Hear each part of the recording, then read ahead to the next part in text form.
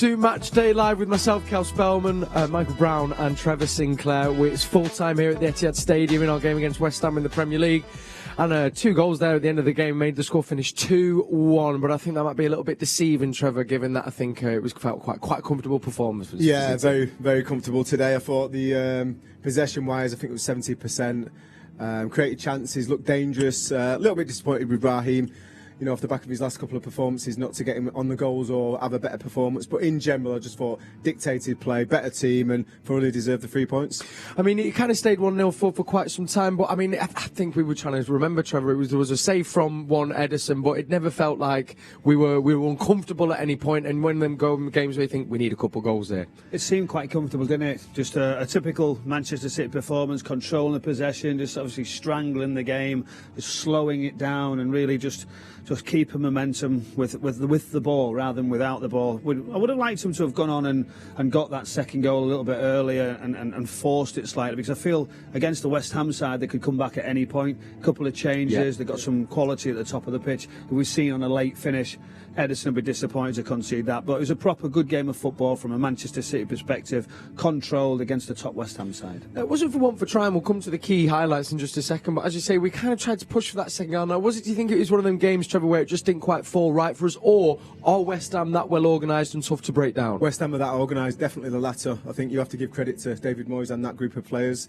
We were talking, and like you were saying, Michael was saying, I want us to go and get the next one because they can get back into it. But as a manager, I'm looking at the game and I'm thinking that, right, if I'm in Pep's seat now, I'm thinking we're not really creating loads. It doesn't look like we're going to run away with it, but they don't look like scoring. Yeah. So you've got the 3 points, and when you set off in the game, your main objective is to get the 3 points, to draw level with Chelsea, and to be joint top of the league. It never looked in doubt. No. What was funny, he actually brought on Fernandinho as the holding midfielder to see the game out. He's going to have with us to Pep now. He's going to say, well, I knew he was the one to get on the edge of the box. Of course. To get us that winner. It wasn't to see it out. Well, let's say we can talk about that, because, of course, as we say, I think we tried to, we were pestering the goal a little bit. I can't remember any quite clear-cut chances. You bring on Fernandinho, and I mean, talk us through the goal, Mike. It was brilliant. You could just see the delight in all the players, the supporters as well, singing his name. And it's, we actually mentioned that he wasn't getting as much football as you would have liked because of the performance of Rodri, but to come on and get a little bit of action, he'd be delighted. Obviously a cool finish right into the bottom corner, everybody running around him, and I think his family are just to the right hand side, so this box to where we were. We're all up celebrating. It was great to see. That was the winner, and it was a proper professional performance after a tough week of football as well. Tough week of football, really difficult opposition, and they've gone through with flying colours. So, you know, another week's out the way, still beating teams, not conceding many goals at all. They'll be disappointed at the end there. Fernandinho will be disappointed that he's just probably not gone first time with the opportunity where he chested it, tried to control it. He's been pickpocketed there by Lanzini. It's an outrageous, unbelievable, superb finish. But I think Ederson will be gutted, because that would have been his 100th clean sheet, and it would have. What was he? 30 seconds, 45 seconds short of making that. So yeah, slight disappointment on the performance. I feel confident for Ederson that he's going to get it. Do you? Really? Well, just slightly. Alistair Mann referenced it there. I mean, obviously we were so close to getting that clean sheet, but actually City's defensive record this season is kind of it's a tough one to kind of break down. I think, what would you say to have conceded about 7 goals now, isn't it? Yeah, which, we're a good bit into the season now. It's quite the feat, isn't it, Michael? Yeah, I think that's something to build on, isn't it? You know, Manchester City's attacking power and the way they can go through the thirds and get forward, etc. But I think that'll really please Pep Guardiola, that there's a real solid foundation. 3 centre-backs we keep mentioning, full-backs both doing really well. Cancelo, Kyle Walker, and that's something to base on. Ederson doesn't have to come into action much. But you see the corner kick, and I know there's not a lot to take from it. He was under pressure. Yeah. Everybody ringed him, and he come and caught it, delivered listen, it's very simple, but he did his job when needed. Yeah, and that gives a lot of confidence to the defenders. If they can make sure they just feel their attackers, make sure they can't get anywhere near it. You know, if you clear a path, he's going to come through, and he's going to be safe hands. It was the 100th clean sheet he was hoping for, didn't quite get it. I'm sure that might come in the Villa game, maybe in the middle of the week, but it was the 200th appearance, speaking of fullbacks, for Kyle Walker. And Trevor, would you agree with Pep saying that this is the best Walker that he's ever seen, and arguably one of the best fullbacks in the Premier League? Yep, he's improved since he left Tottenham. He's improved since he joined Manchester City, because in both of them periods of time when he first arrived at the football club, I think he tried to I wouldn't say bully, but half embarrassed wingers. He was so comfortable defending what they had, but at times he was a bit greedy and he wanted to kind of kick sand in the face, so to speak. I think he's got rid of that a little bit now, and he concentrates on just winning that individual battle. He can still improve, I feel, and he has improved, but he can still improve at times with his simple, brilliant basic passing and his decision making. But in general, there's not many better in the Premier League. I think you've probably got one who's maybe the apprentice with Reece James. I'm very impressed with him, and obviously Trent Alexander-Arnold. But I think for an all-round defender and attacker as a full-back, I think there's not many better. Feels like as well, Michael, his decision-making now, as with actually most Manchester City players that play under Pep, is just now kind of operating at the optimum level you'd want it to be operating at, really. I can't really think of a time we really make a bad decision these days. I think you look at his age as well, the amount of games that he's just played all the way through the summer. That'll give him even more experience into how to be a better player. I mean, top end games that we're talking about for England, for the Champions League final. That gives you so much more experience and understanding what's needed from a footballer. And I just feel he nearly got his appearance away with a lovely effort. The shot just wide of the post. I mean, that would have put a smile on his face. We wouldn't have been at the end of that. I wasn't sure about his dancing and his singing after the Euros in the summer. I've seen a video clip of him. Got a little bit to learn and improve on. Well, I don't want to say I was there, Trev. But yeah, that was an interesting one anyway. But on a serious note, though, he's done really well, hasn't he? You know, I think he's a voice in the dressing room. He's a voice around the football club, and no, it's great to see him. He's not getting slower, is he? No, he's not getting slow. He tried to do a little nutmegs towards the end, and he just didn't come off. But that's the thing, isn't it? What you're saying is he's got that little bit of something where he tries something he doesn't need to. Yeah. I would say though that the way City play, he doesn't have to get higher and wider, so he can save that little bit more energy in those areas. He can recover a little bit quicker. Lovely. Well, we can now hear from a man again who I think we were waxing superlative before the game, so influential again today. Of course, our holding midfielder, Rodri. Here he is speaking at full time. Rodri, many congratulations. What was the key to breaking down this very organised West Ham team today? Today was an authentic battle on the pitch. It was a very difficult day because the weather conditions. I think more the first half than the second half. But of course, always difficult against this team. I think it's one of the toughest teams of the league to face. They're so strong in all the lines. They defend very narrow, very good, and they can punish you in the counter-attack so well with Antonio, Benarama, Fornal, these kind of players.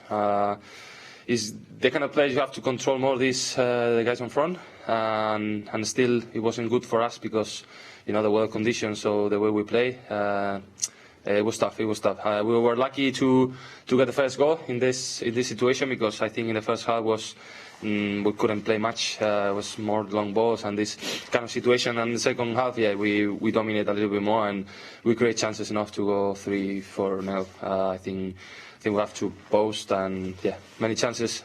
Good victory for the team. Next step. So a lot of credit to the team, a lot of credit to the ground staff as well for helping keep the game on. Yeah, always the staff. Never, I don't know how to say. Always keep the face to the game. Never put the hands down. Keep fighting because it was being tough. Honestly, it was being tough on the pitch. And a tough game, but 3 points that we won. And just finally, how significant a week is this for you? I know you win games all the time, but you've won 3 games in a week, including obviously PSG during the week. And today, 8 subs, 2 keepers on there. You've got key players missing, but you've picked up very vital wins.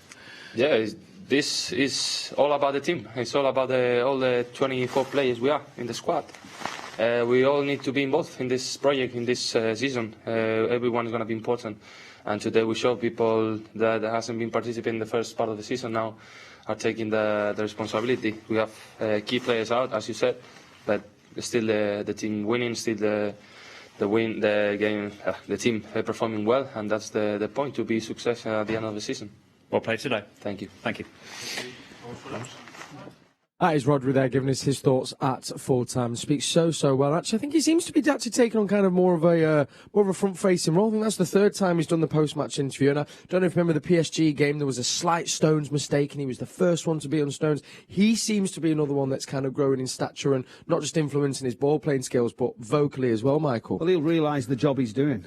Pep Guardiola's put him up for the press. There's realising the trust there as well regarding what to say, when to say, because that's a vital thing. And I know you could say, well, you could just go and say what you've seen, but at football clubs like Manchester City, etc., top end, you've got to understand the questions that could be thrown at you. He's maturing all around, isn't he? Yeah. So he's a very educated lad that we know. You can tell straight away about listening how he speaks about the game. He's very complimentary. Wasn't he? That was what was really nice about his opposition, about what he was coming up against, the respect he had for his opponents, and I think that tells you a lot. Yeah, quick word on that, Trevor, as well. I mean, he said out there how difficult it was out there on the pitch, and I think that's a credit to West Ham, isn't it? Played on Thursday as well, but they really are, I think, going to be a problem this season, aren't they, for a lot of teams? Well, they were last season, and they just missed out on the Champions League spot. I think they're going to be in and around. I do think, again, possibly the injury to Ogbonna, is a key leader in that team. I think he will be missed, and the deeper they go into the Europa League competition, I think that could harm them. But they've pretty much got two squads. They've got a squad that plays in the Europa League, and probably look a little bit deeper in squad strength than Manchester City, if I'm being honest.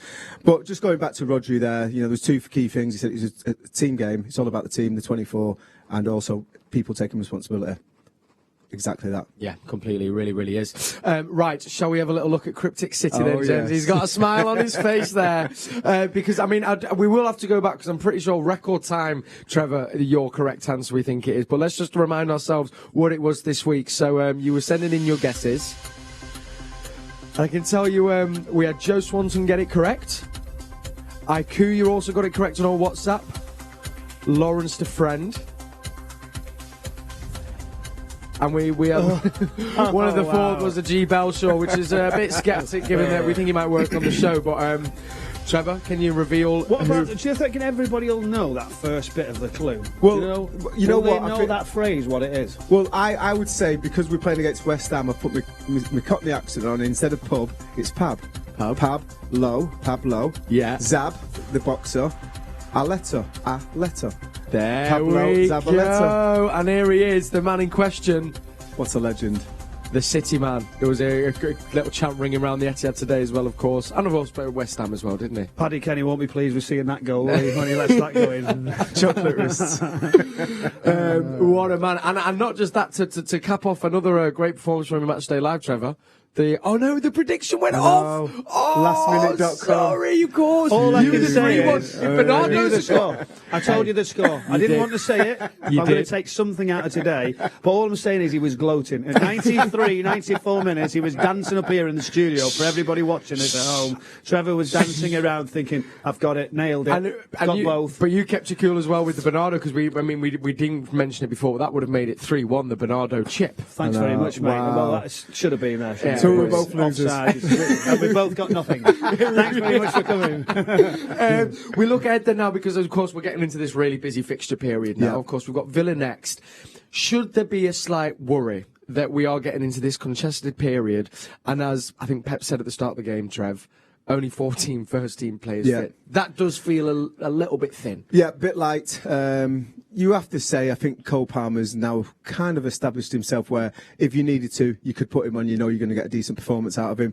Maybe he's not the rest of them, but listen, Grealish would love to come back for that game. Obviously, it's his former club. He loves the football club. It's what he supported when he was a kid. We don't know how far Foden's away. I think with Kevin De Bruyne, I think he's COVID-free now, so hopefully he's got enough days to recover and get involved. So by the time Wednesday comes, there might be a lot more players available. But yeah, I think, listen, it's a big game. It's a big part of the season. I think this is the time of the season where teamwork is better than relying on individuals, and that's where we pick up a lot of points on other teams. Does this month win you the league? Does December win you the league? Yeah, is that it's a busy period, isn't it? I think defensively, usually the best defence, that team wins the league, and we're proving that we're up and around that. If we can continue that through December, I think we've got a great chance. And of course, Aston Villa, new manager who's had 2 wins out of 2 in Steven Gerrard, so they're still obviously going to have that new manager buzz as well. I mean, what do you think? Do you think their approach is going to be maybe sit back, Michael, or do you think they might try and give it a go? I just don't know if he can sit back. I feel like he'll want tempo, he'll want aggression on the pitch like he played, he'll want to press, he'll want energy, he'll understand that.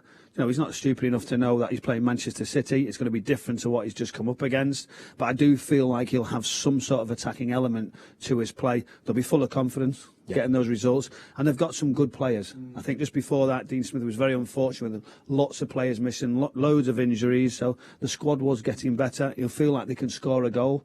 And I'm sure it's going to be a really, really cracking game. Great atmosphere for sure, because Steven Gerrard there getting the 2 results, and you just know what it's going to bring. Yeah, really, really well. Well, gents, listen, it's been an absolute pleasure as always. Trevor, thank you. Michael Brown, Trap, thank you. And massive thank you to all you for watching at home. We also want to say a special shout out to our Manchester City fans over in Wuhan, China. Of course, we saw them celebrating. Thank you so much. We're going to be doing that throughout the season, setting up cameras to watch guys celebrate. And of course, Matchday Live is going to be with you throughout the season. We'll be back for Aston Villa, and we're going to end it, of course, in our Rainbow Laces campaign. This is an all-inclusive game for absolutely anyone and everyone in Manchester City. Support that. So we'll finish with that. We'll see you in the week, and don't forget to get involved with Citizens Given as well. Wraps up 30th of November. That is when the deadline is. So if you want to get involved, a few days to do just that, and I'll see you in a week or so time. Have a lovely weekend. Come on, City.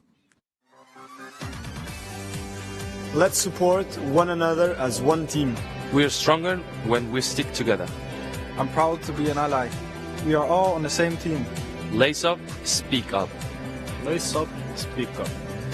Lace up, speak up. Lace up, speak up.